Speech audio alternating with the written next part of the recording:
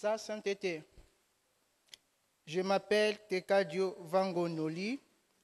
Je suis né en 1983 à Kinshasa, dans une famille catholique. J'étais encore enfant quand ma mère fut arrachée à mon affection par une mort tragique. Par la suite, mon père a émigré. Je ne suis pas né lépreux. Les premiers signes sont apparus quand j'avais 21 ans. Brusquement, je vis une tache semblable à la kiné et j'éprouvais une indescriptible sensation de brûlure. Par la suite, j'ai vu que la tache a dit, j'ai vu que par la suite, j'ai vu une tache semblable à la quine. Brusquement, j'ai vu une tache semblable à la quine. J'éprouvais une indescriptible sensation de brûlure. Par la suite, j'ai vu que la tache s'élargissait inexorablement et se multipliait jusqu'à atteindre des proportions semblables à celles des taches de léopard.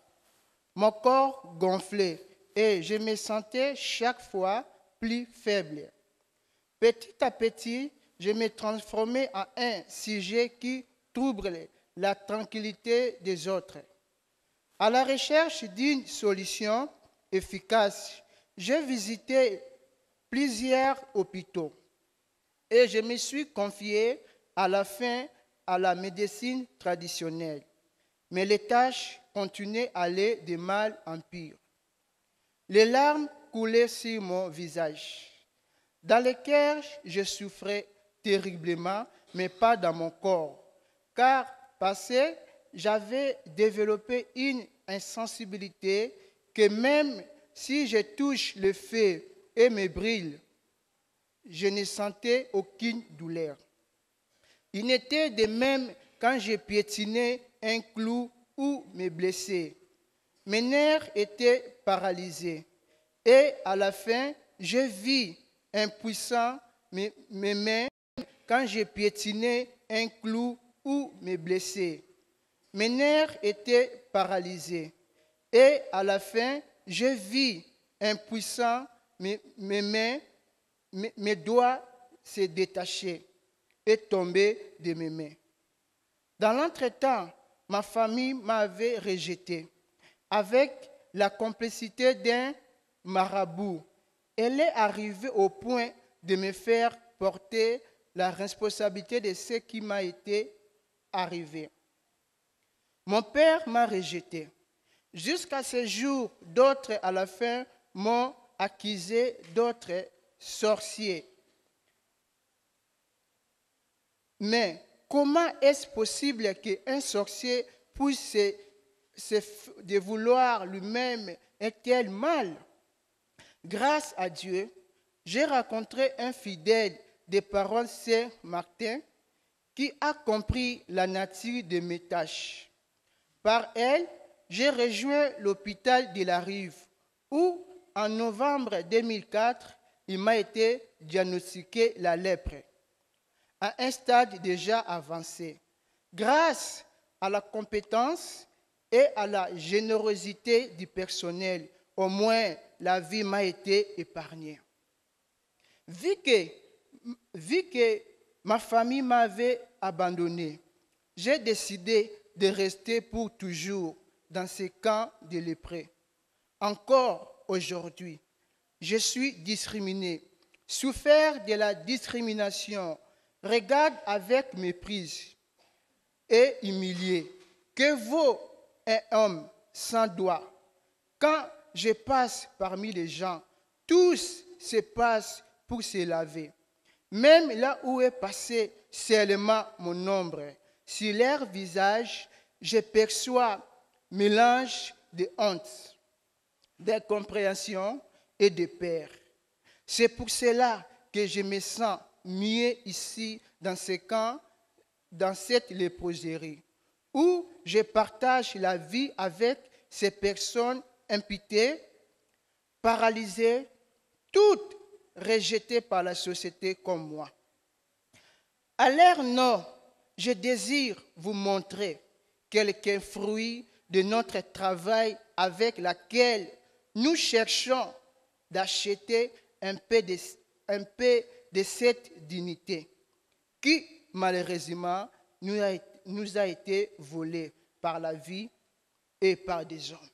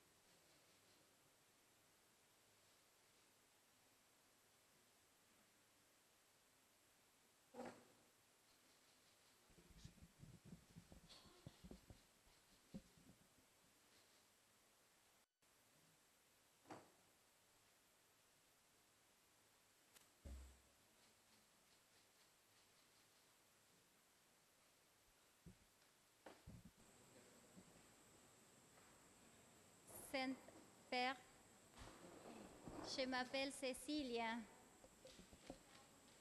Très Saint-Père, je m'appelle Cécilia et je suis de Córdoba, en Argentine.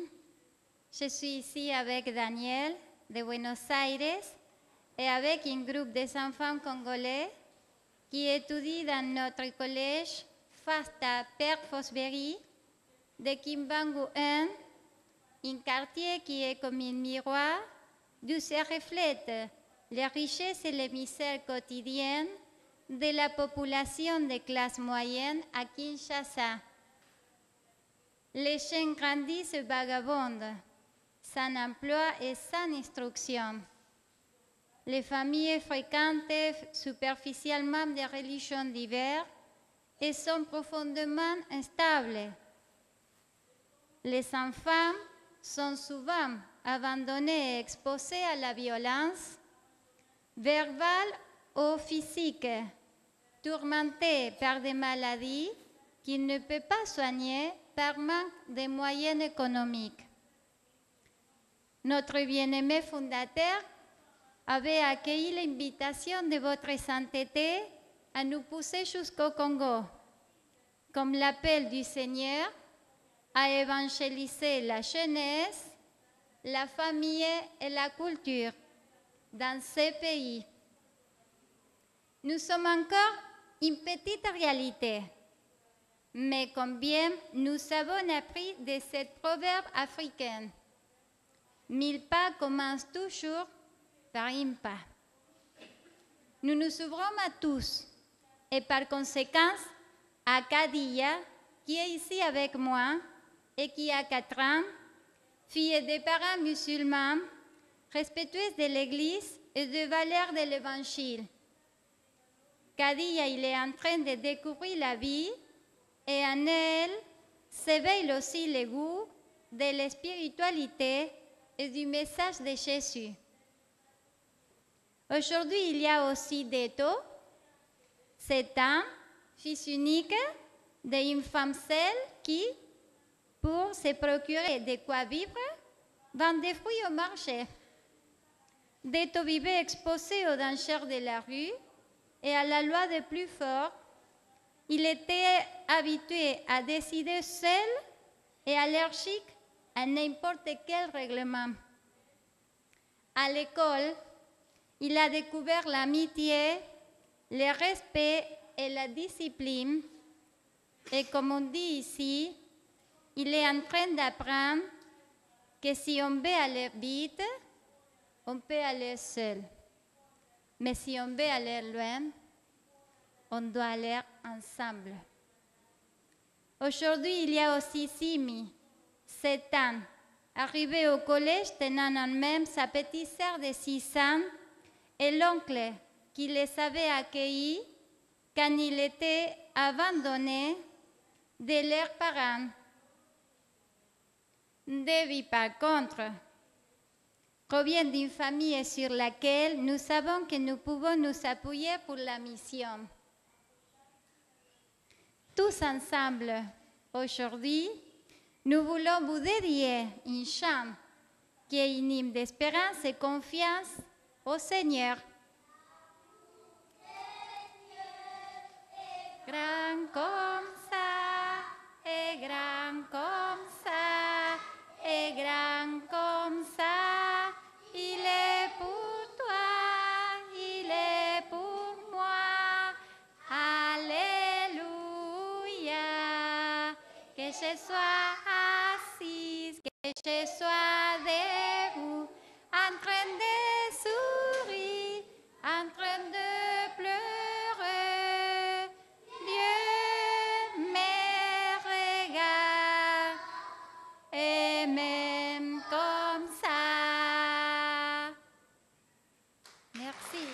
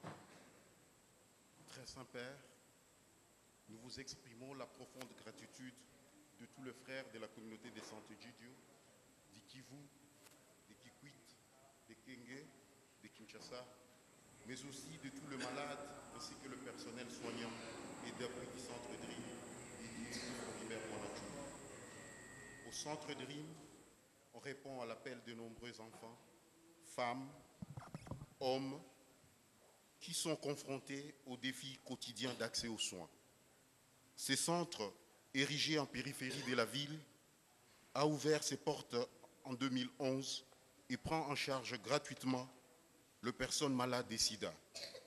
De nombreux enfants orphelins, de personnes de troisième âge et d'autres vulnérables et abandonnés de la société y ont trouvé non seulement un centre de soins, mais surtout une maison, mieux, une seconde famille. Même 11 ans après, nombreuses sont les personnes qui nous rappellent leur premier jour au centre et ne s'abstiennent pas de nous dire « Grand merci, car je suis venu mort et vous m'avez donné une seconde vie. En effet, à travers vous, Dieu m'a donné une seconde vie. » Bien que notre centre soit devenu un centre de référence pour toutes les personnes malades de sida, nous recevons de malades avec d'autres problèmes de santé comme la malnutrition, l'hypertension artérielle, le diabète. Plusieurs personnes ont à ce jour bénéficié de ce service. Plus de 1800 personnes sont suivies régulièrement au centre. Plus de 1000 enfants sont nés sains de mères positives. De milliers de personnes ont bénéficié des services de prévention de maladies et promotion de la santé. Conseils, sensibilisation sur la santé dans les écoles, marchés et encore la vaccination contre la Covid-19. Le dépistage du cancer du col utérin. De nombreux enfants orphelins et autres vulnérables sont soutenus pour leur scolarisation. Le quartier autour du centre bénéficie de l'accès gratuit à l'eau potable.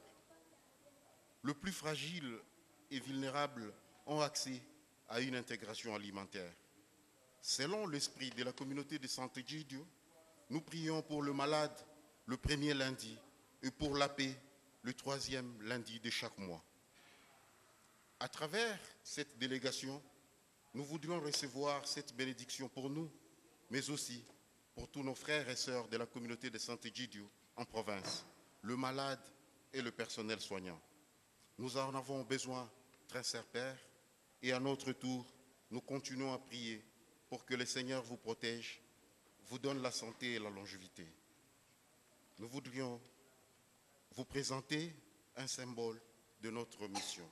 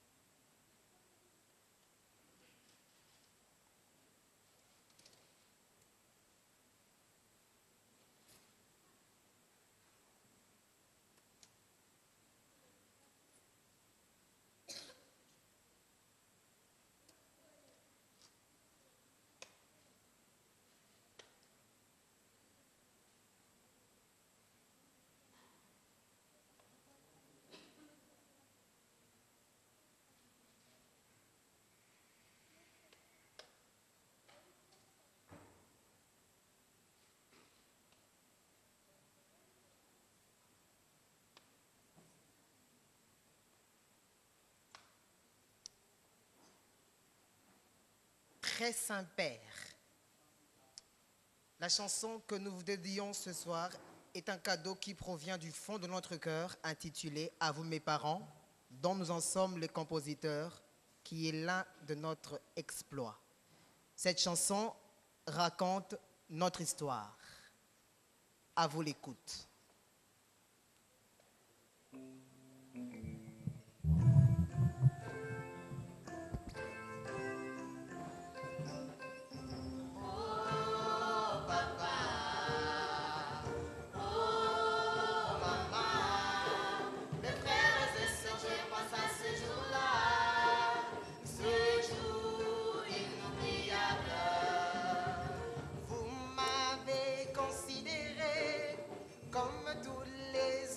Enfants, vous ne m'avez pas privé de l'allaitement. C'était vraiment un déséquilibre au sein de la famille. Il vous a fallu même divorcer. Et dans tout cela, vous avez eu l'intention de pouvoir mettre fin à ma vie. Mais Dieu avait touché votre cœur. Vous avez manifesté votre amour indéfectible. Merci papa, merci maman, je serai toujours reconnaissant. Aux chers parents, réjouissez-vous, merci infiniment.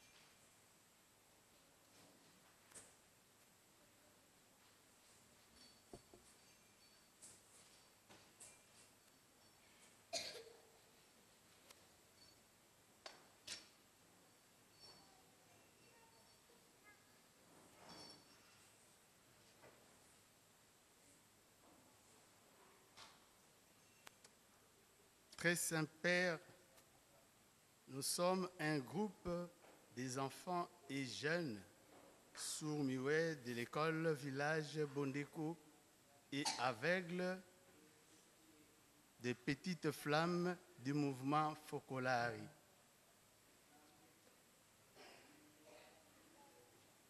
Autour de nous, il y a plus sourds et plus muets que nous, parce que ils nous ignorent, se bouchent les oreilles pour ne pas nous voir et ne pas nous entendre quand nous demandons seulement une éducation adaptée à nos conditions particulières. Beaucoup de personnes sourdes qui se trouvent dans nos circonstances sont analphabètes et ne réussissent pas à s'intégrer dans la société, surtout professionnellement.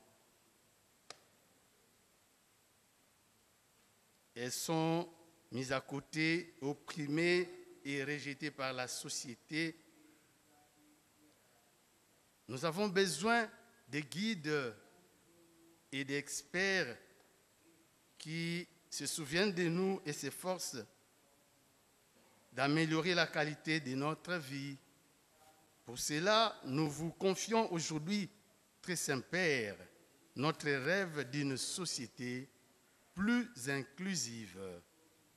Nous vous disons cela en langue des signes qui nous est propre.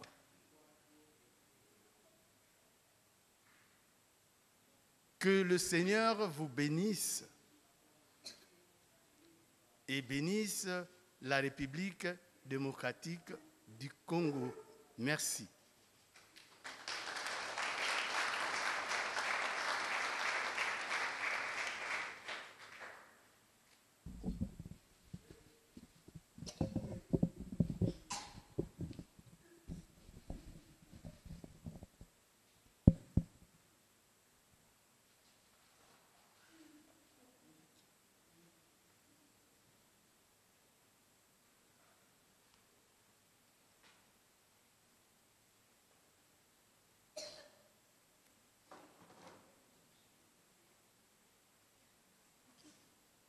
Très Saint-Père,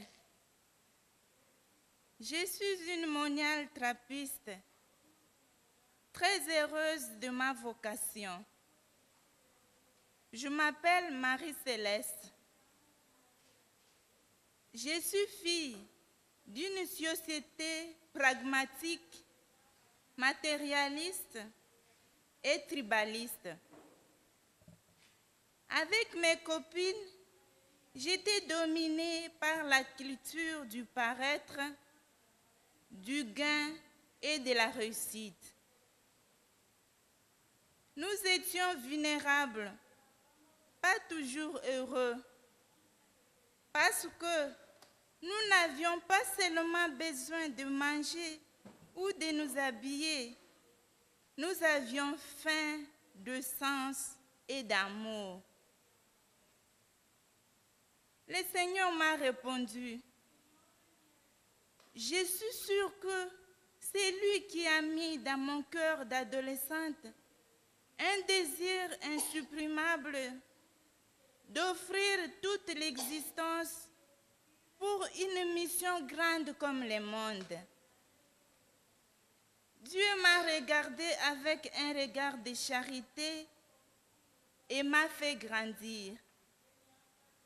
J'ai quitté mon village à 18 ans, poussée par un appel au monastère qui se faisait urgent en moi et auquel je ne pouvais pas renoncer.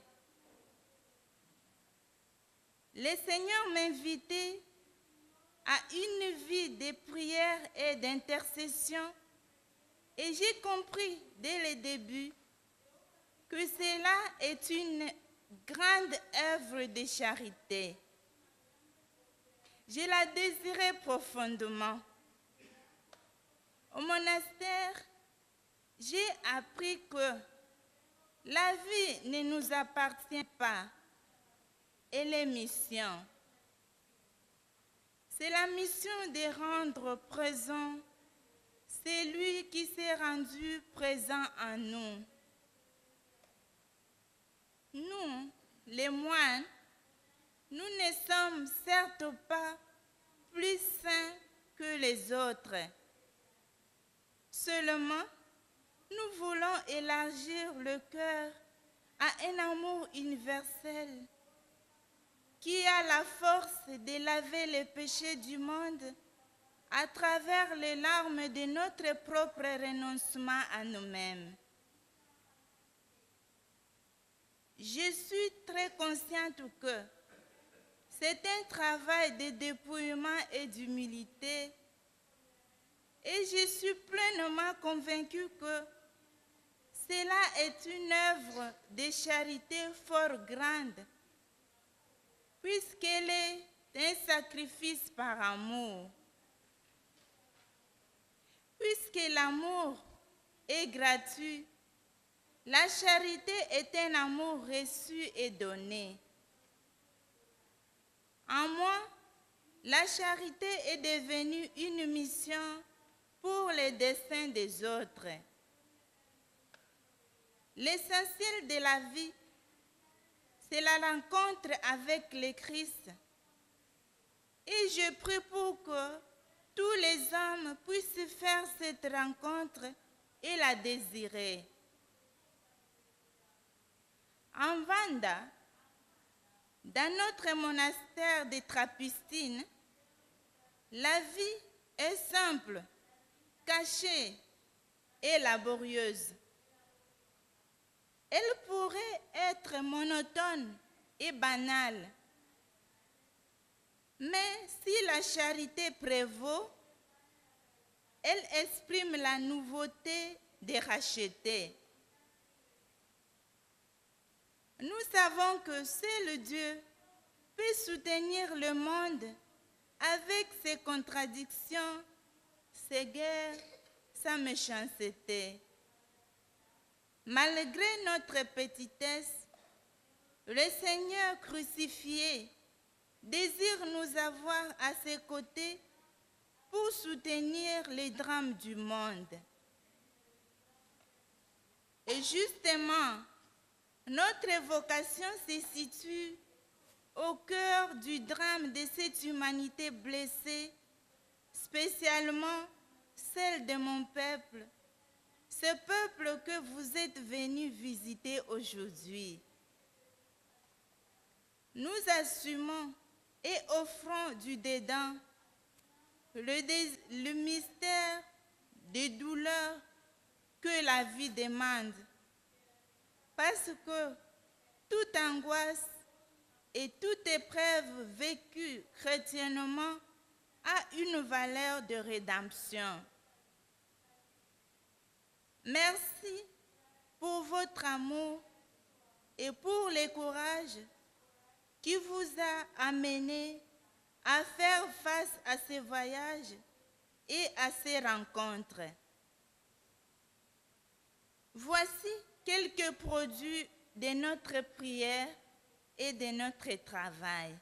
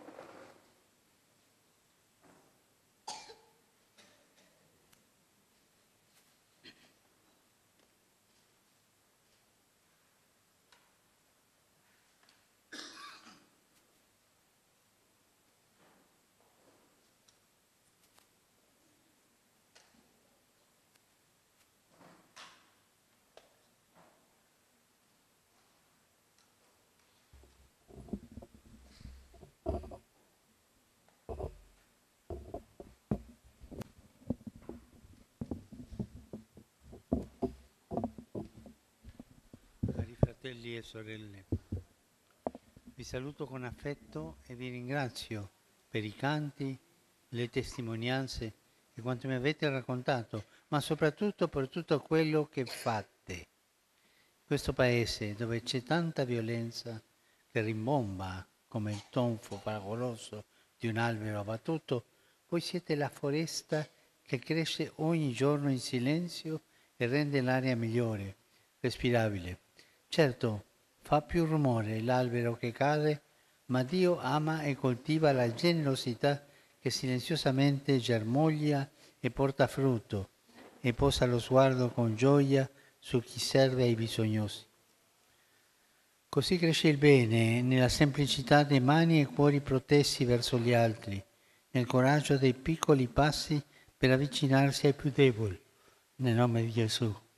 È proprio vero quel proverbio che ha citato Cecilia: 1000 passi cominciano sempre da uno. Mi ha colpito una cosa: non mi avete semplicemente elencato i problemi sociali e non avete enumerato tanti dati sulla povertà, ma avete soprattutto parlato con affetto dei poveri. Avete raccontato di voi, delle persone che prima non conoscevate e che ora vi sono diventate familiari, nomi e volti. Grazie per questo sguardo che sa riconoscere Gesù nei suoi fratelli più piccoli. Il Signore va cercato e amato nei poveri e come cristiani dobbiamo fare attenzione che se ci allontaniamo da loro perché c'è qualcosa che non va quando un credente tiene a distanza i prediletti di Cristo. Mentre tanti oggi li scartano, voi li abbracciate. Mentre il mondo li sfrutta, voi li promuovete. La promozione contro lo sfruttamento, ecco la foresta che cresce mentre imperversa, violento il disboccamento dello scarto. Io vorrei dare voce a quello che fate, favorire la crescita e la speranza della Repubblica Democratica del Congo e in questo continente.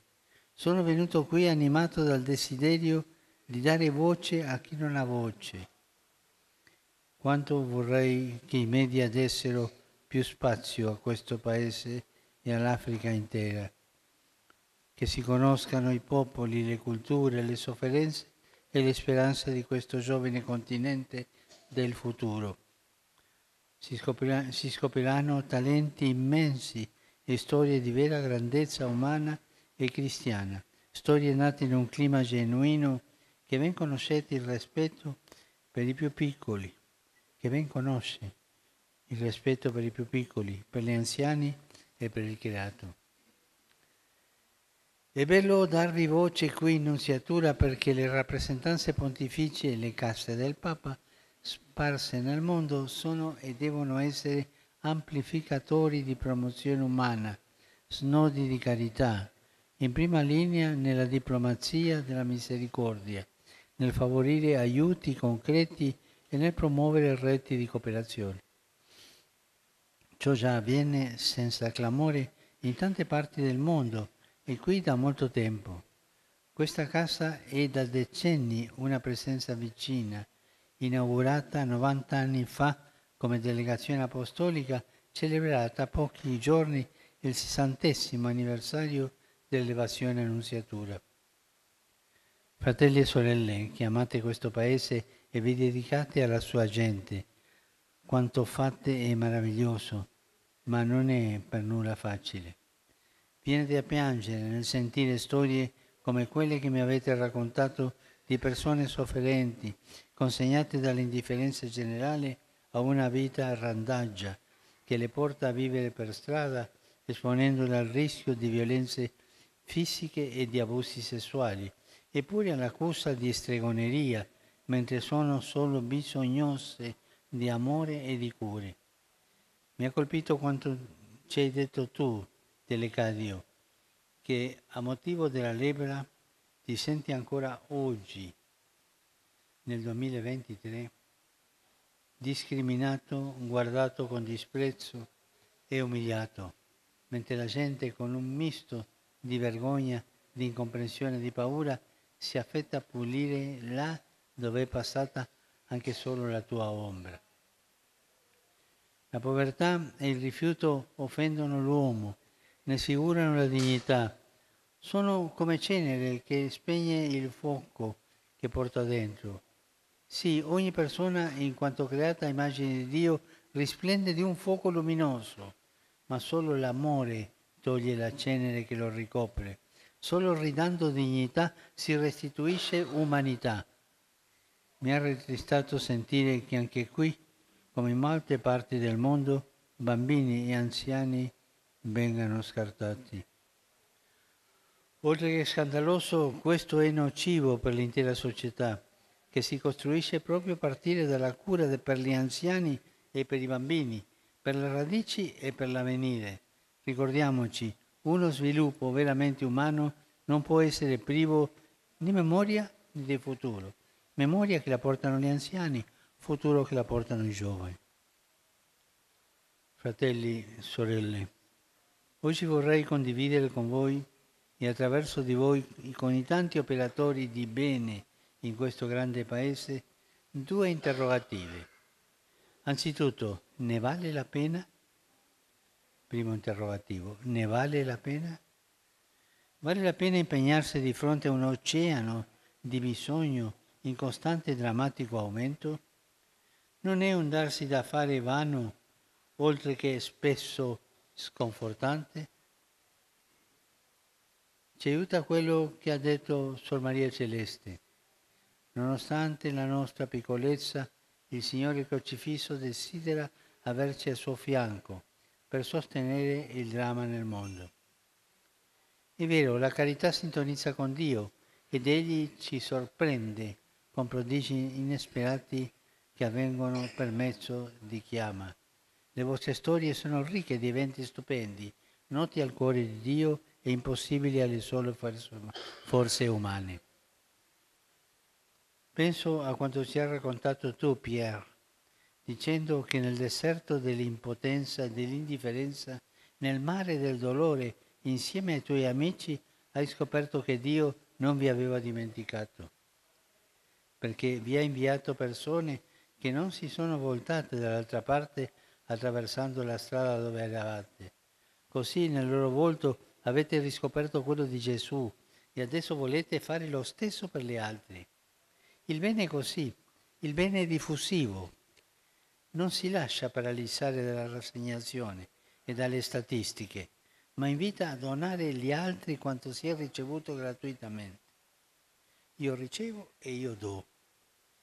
C'è bisogno che soprattutto i giovani vedano questo, volti che superano l'indifferenza guardando le persone negli occhi, mani che non imbracciano armi e non maneggiano soldi, ma si protendono verso chi sta a terra e lo rialzano nella sua dignità, la dignità di figlia e figlio di Dio. Soltanto in un caso è lecito guardare una persona da alto e basso, caso, per aiutarla a sollevarsi. Altrimenti non si può mai guardare una persona dall'alto in basso. Ne vale la pena dunque, ed è un bel sogno che le autorità, attraverso i recenti accordi con la Conferenza Episcopale, abbiano riconosciuto e valorizzato l'opera di quanti si impegnano in campo sociale e caritativo. Ciò certamente non significa che si possa delegare sistematicamente al volontariato la cura dei più fragili, così come l'impegno nella sanità e l'istruzione. Sono compiti prioritari di chi governa, con l'intenzione di assicurare i servizi fondamentali anche alla popolazione che vive lontana dai grandi centri urbani. Al tempo stesso, i credenti in Cristo non devono mai infrangare la testimonianza della carità, che è testimonianza di Dio con la ricerca di privilegi, prestigio, visibilità e potere. Questa è una cosa brutta, Questo non farlo mai. No, i mezzi, le risorse e i buoni risultati sono per i poveri e chi si occupa di loro è sempre chiamato a ricordarsi che il potere è servizio e che la carità non porta a stare sugli allori, ma domanda urgenza e concretezza. In questo senso, tra le molte cose da fare, vorrei sottolineare una sfida che riguarda tutti e non poco questo Paese. A causare la povertà non è tanto l'assenza di beni e di opportunità, ma la loro iniqua distribuzione. Chi è benestante, in particolare se cristiano, è interpellato a condividere quanto possiede con chi è privo dal necessario, tanto più se appartiene allo stesso popolo. Non è questione di bontà, ma di giustizia. Non è filantropia, è fede. perché, come dice la scrittura, la fede senza le opere è morta. Ecco allora un secondo interrogativo proprio sul dovere e sull'urgenza del bene. Come farlo? Come fare la carità? Quali criteri seguire? A questo proposito vorrei offrirvi 3 semplici punti. Sono aspetti che le istituzioni caritative operanti qui già conoscono, ma che fa bene ricordare, perché servire Gesù nei poveri sia una testimonianza sempre più feconda. Anzitutto la carità chiede esemplarità. Infatti non è solo qualcosa che si fa, ma è l'espressione di ciò che si è.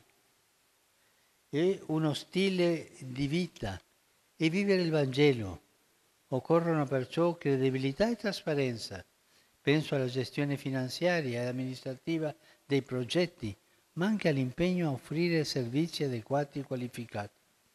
È proprio questo lo spirito che caratterizza tante opere ecclesiali di cui beneficia questo Paese e che ne hanno segnato la storia. Ci sia sempre esemplarità.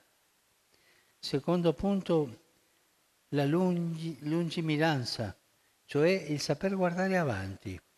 È fondamentale che le iniziative e le opere di bene, oltre a rispondere alle esigenze immediate, siano sostenibili e durature, non semplicemente assistenzialiste, ma realizzate sulla base di quanto realmente si può fare e con una prospettiva di lungo termine, perché perdurino nel tempo e non finiscano con chi le ha avviate. In questo paese, ad esempio, c'è un suolo incredibilmente fecondo, una terra estremamente fertile. La generosità di chi aiuta non può non sposare questa caratteristica, favorendo lo sviluppo interno di quanti popolano questa terra, insegnando loro a coltivarla, dando vita ai progetti di sviluppo che mettano il futuro nelle loro mani. Piuttosto che distribuire i beni di cui ci sarà sempre bisogno, è meglio trasmettere conoscenze e strumenti che rendano lo sviluppo autonomo e sostenibile. In proposito, penso anche al grande contributo offerto dalla sanità cattolica, che in questo Paese, come in molti altri nel mondo, dà sollievo e speranza alla popolazione, venendo incontro a chi soffre con gratuità e con serietà, cercando sempre, proprio come deve essere, di soccorrere attraverso strumenti moderni e adeguati. Esemplarità, lungimiranza e infine, terzo elemento, connessione. Fratelli e sorelle, bisogna fare rete, non solo virtualmente, ma concretamente, come avviene in questo Paese nella sinfonia di vita delle grandi foreste e nella sua variegata vegetazione. Fare rete, lavorare sempre più insieme, essere in costante sinergia fra voi, in comunione con le chiese locali e col territorio. Lavorare in rete, ciascuno con il proprio carisma, ma insieme, collegati, condividendo le urgenze, le priorità, le necessità, senza chiusure e autoreferenzialità, pronti ad affiancarsi ad altre comunità cristiane e di altre religioni e ai molti organismi umanitari presenti. Tutto per il bene dei poveri. Fare rete con tutti. Cari fratelli e sorelle, vi lascio questi spunti e vi ringrazio per quanto avete lasciato oggi nel mio cuore. Quello è vero, Grazie. Grazie tante perché avete toccato il cuore. Siete preziosi. Vi benedico e vi chiedo per favore di continuare a pregare per me, che ne ho bisogno. Grazie.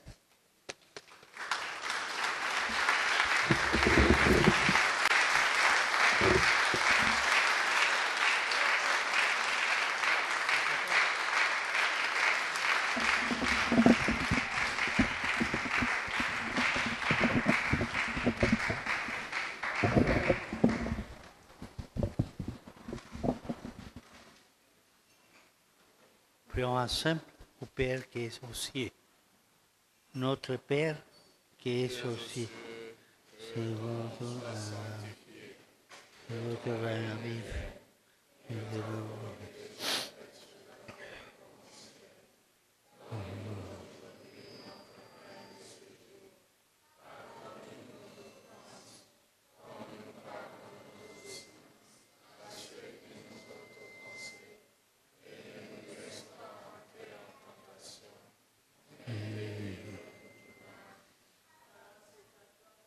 Le Seigneur est avec vous.